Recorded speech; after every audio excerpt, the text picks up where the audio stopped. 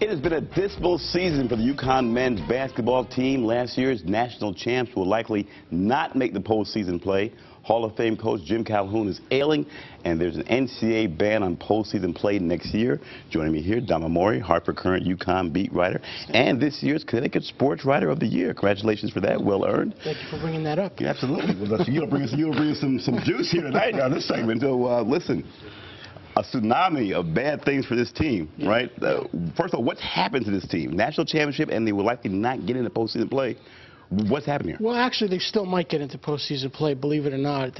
How? It's a season. Well, you know, they don't look like a postseason team, right. But the way the numbers crunch out and shake out, they seem to have 9 lives this year. And a lot of the bracket analysts who frankly know more than I do about that kind of thing, see them as still getting in. But, you know, I think what happened, Stan, is that we kind of got caught between what UConn looked like last March and what they really were, which was more the bulk of the season. They were 9-9 in the Big East last season with the best player in the country on their team. So this year, you know, that's really what they were. They got red hot in March and they won the whole thing. But I think what we see now with Kemba Walker out of the equation, he made a lot of guys better. Yep. And we see a lot of guys that now without him, what maybe closer to what they really are, which is good but not great players. Great point. And I think that's really what you're seeing. What we're seeing is closer to what they are than what we saw last March. So Kemba brought leadership and chemistry, 2 things they're missing now, very clearly. Yeah, and you know what? He brought leadership because he was a great player. You know, I mean, he's the best player of the country. He's going to be a great leader. When you don't have that, everything kind of falls apart. But they're great players who aren't good in the clutch. They're great players who are selfish. He was a great player who was good in the clutch, and as you said, made the team better. Yes, which distinguished him. Yeah, and then all of those things are part of being a great player. All right, so let's talk about Jim Calhoun. Everyone's wondering, you got a lot of things going on, surgery, 70 years old. What are your thoughts? When did you last talk to him, and what does your gut tell you about what's going to happen? Well, early in the season, before he left for this medical leave, I knew that there was something wrong. I mean, you could tell by his body language. He was sitting down a lot. And you really felt like, and I wondered if he was still as engaged in coaching then as maybe he had been in the past. However, now you realize why. It's because he was in a lot of pain, probably on medication for it. Now, I'm anxious to see what it looks like when he comes back. I mean, my sense is that if he feels good, if his health is recovered, and he believes his health will hold up, I think he still wants to coach. I think he'd like to coach maybe another year or 2.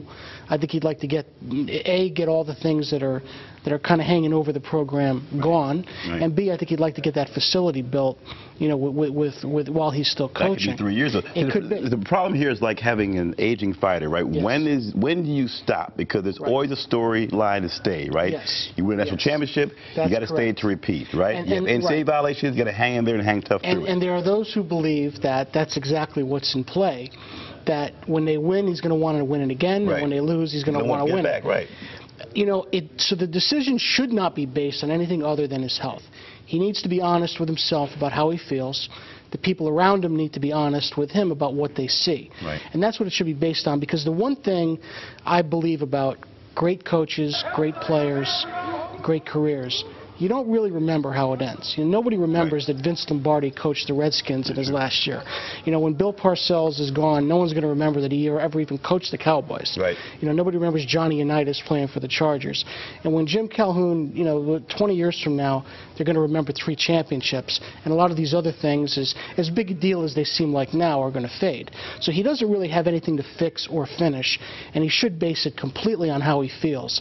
But he has to be honest with himself and the people around him about how he feels. If his health is good, he certainly hasn't forgotten how to coach. To what degree do we have Joe Paterno, Bear Bryant, that kind of personality where he lives to coach, and if he's not coaching, you know what, he's not really living? You know, I don't think that's the case here. I don't buy that parallel in this case, because I haven't been around him a long time. But one thing it does seem to me is that he really wants to be a big part of his grandchildren's lives. And you know, anyone who has grandchildren know the opportunity to do that is fleeting. Right. So I think he doesn't want to be a guy that just sees his grandkids on holidays or special occasions. I think he really wants to be a part of their lives. So I think he will have things to fill. Plus, he has a lot to offer. We know, Dom, people say that sometimes as family, the kids and golf, and after a while, a year of the kids and golf, and the kids have their own interests. You get bored as heck sometimes. they're right back into it. He's going to miss coaching, but when he goes at his age, he's probably not going to get back in. But there's so many things he could do to make a difference, whether it's camps or clinics, working with young people, speaking to young people. There are ways, and with what he's built up in the state, I think he could find a way to fill it. If the parallel that you brought up is the case, that would really be too bad, I think. Well, some say you have this exit plan. I think we have about a minute left. This exit plan here, you have the health issues, you have the NCAA sanctions next year, and even there's a window of opportunity for that to change too, right? Right, it's still possible. But that there's a storyline for him to bow out gracefully. Health issues, NCAA, you can give your heir apparent a year to build without a lot of pressure on. You could argue there's a storyline there if he chooses to take that. To what degree does that make sense? Knowing his personality, would he take that door number 3 and say, I can bow out now and say health concerns, I'll give my successor a year to prepare without the NCAA sanctions or without the NCAA being involved, a year to build, and then we'll kind of move on? Well, I think it would make a lot of sense for him to do that if indeed he feels like he's out of, there's nothing left in the tank. Right. But I'm not sure that he feels that way. And as I said, I really want to see what he looks like when he comes back from the back injury. Now, if I see, again, the Jim Calhoun maybe that I saw earlier this year, then I'm thinking, well, you know what, maybe he doesn't have much more to give. But if I start to see the Jim Calhoun that we all remember from past years, then I would be apt to say, you know what, this guy still wants to do this. All right. So we got to run out of here. The Connecticut Sports Writer of the Year, Dom Amore. Thanks to all our guests, Glenn Cassis, Matt Kaufman, Chris Keating. Don't forget, catch the show 24/7, ct9.com/Stan. Friend us on Facebook, follow us on Twitter for the good folks here at Fox Connecticut. I'm Stan Simpson. The morning news is next.